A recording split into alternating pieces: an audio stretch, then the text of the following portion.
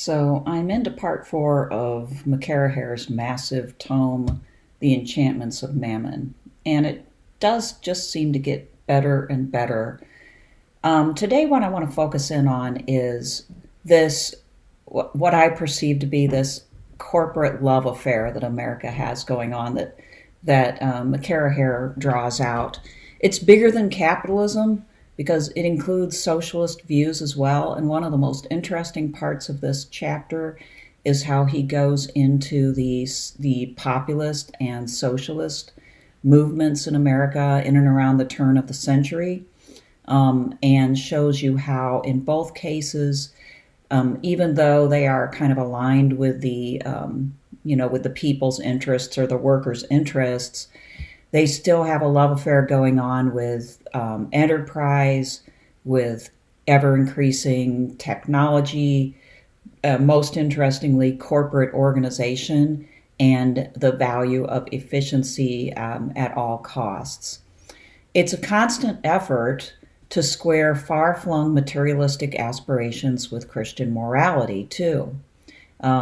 In all cases, whether it's, advocates of straight up capitalism, whether it's some sort of populist medium, or whether it's the socialists. There's plenty of Christian socialists too.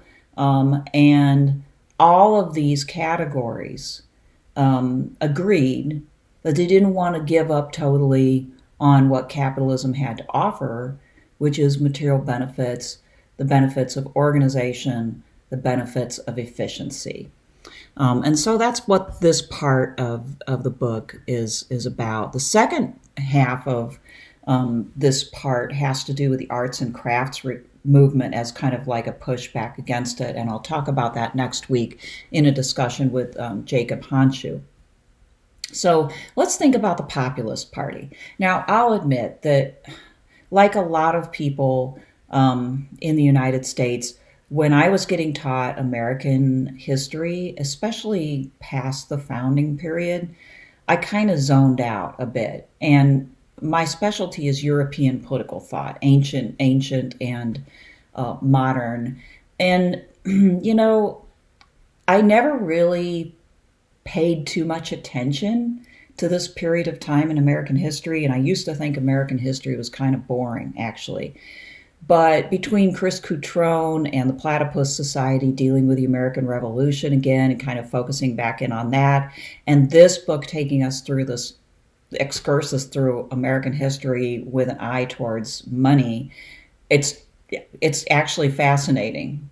And this populist party or People's Party, there were populist movements before, starting in the mid-19th century in the United States, but they congealed into this populist or People's Party, which was founded in 1892 and lasted till 1908, and then it sort of got sucked back up into the Democratic Party.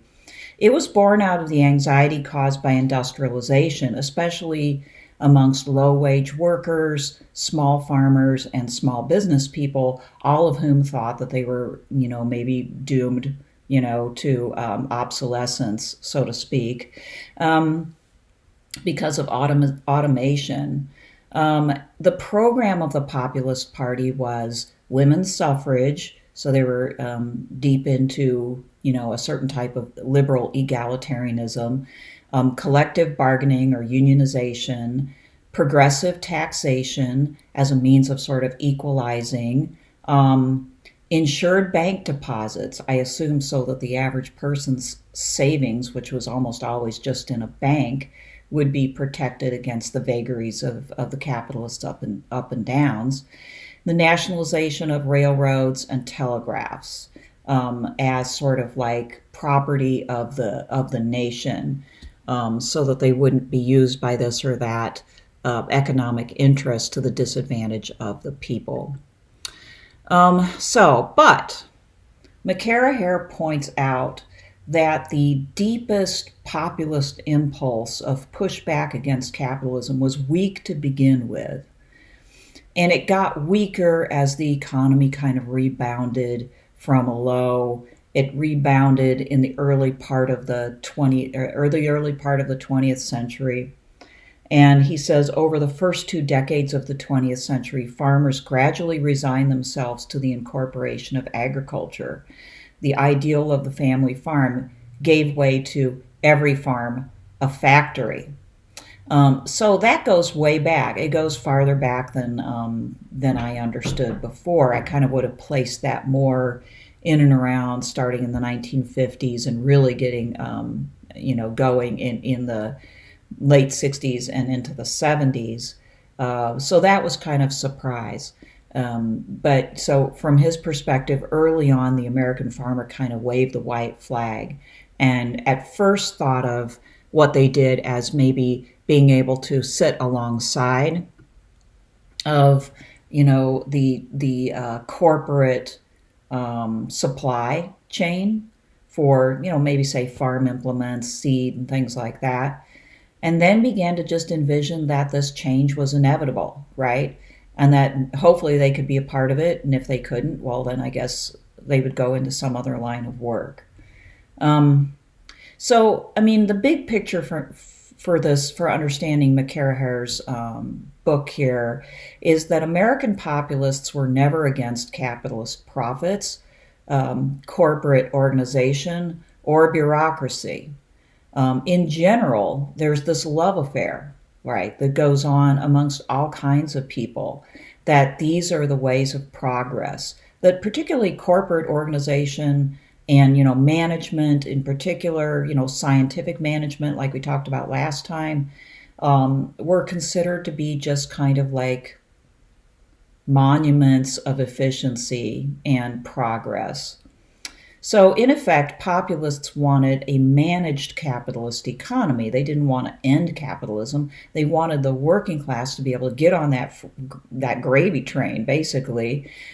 They wanted corporate growth to work for ordinary people. So they wanted to kind of like manage that system and shift the weight so it was more evenly distributed so that the ordinary person reaped more of the benefits. But they certainly didn't want to get rid of it. Corporate growth was, I guess, kind of their view of the ticket to making this all possible. Here's a quote from McCarraher. He says, "The populist cooperative commonwealth was a reconstruction of the ideal of fellowship and accumulation. Populism," he says, "was a beatific vision, a producerist myth of capitalist enchantment," right? That the workers could participate and could be part of this, as he puts it elsewhere, beloved community, this corporate community in which all could benefit. It's interesting because, what little I remember of learning about populism, it was definitely depicted as, just a sort of resistance to industrialization. But McCarraher delves deeper and finds that within this movement, there's still a lot of continuity with previous movements in American history towards the capitalist economy. So from this perspective, for populists, corporate organization was not the enemy per se. It held great promise for benefiting the worker. And he mentions that agrarian populists envisioned a society of small-scale proprietors, all enmeshed and flourishing in the large-scale labyrinth of corporate technology and organization. So here we have William Jennings Bryan, who was actually he was not a populist. He was actually a Democrat, but he attracted a lot of populist support, and he worked very closely with the Populist Party. And he ran on the Democratic ticket in 1896, 1900, and 1908, and he was instrumental in bringing the Populists back under the banner of the Democratic Party. He didn't challenge the vision of corporate progress fundamentally, according to McCarraher, even though his Cross of Gold speech is often used as a lesson on, this element in American society that resisted capitalism. Not really, according to the author of this book. He says that the producing masses, according to Jennings Bryan, should be included, again, in this corporate system as a broader class of businessmen. They should be shareholders. They should be not only just literally, but figuratively. They should reap more of the profit and benefit. And if they did, I guess William Jennings Bryan would have been okay with corporate growth.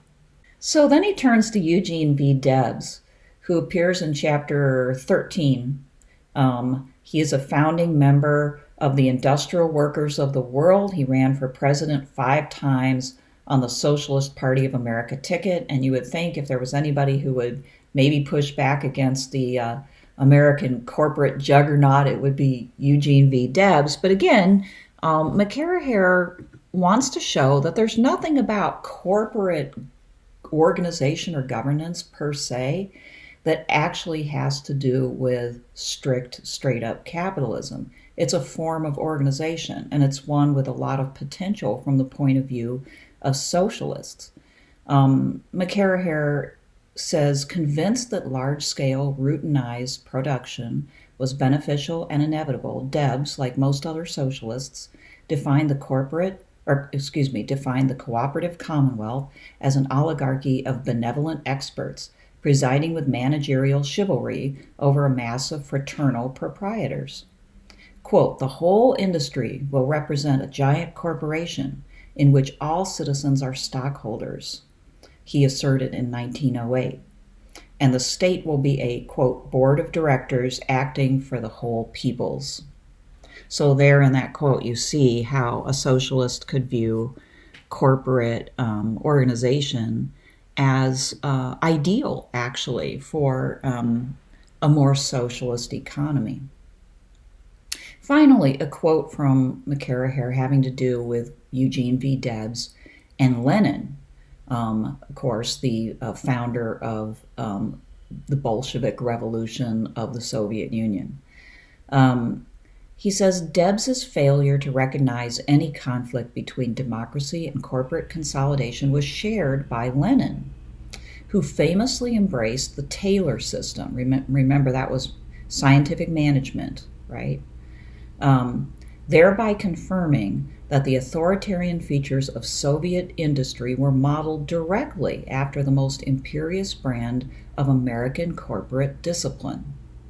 Both Lenin and Debs ratified managerial and technocratic authority in the workplace, equated democracy with distributive equity, not active participation in production and planning. So there you have it. All of this is very interesting to me. I hope it is to you as well. And again, we'll have a discussion with Jacob Honshu next week on especially the arts and crafts movement in the United States and its attachment to beauty.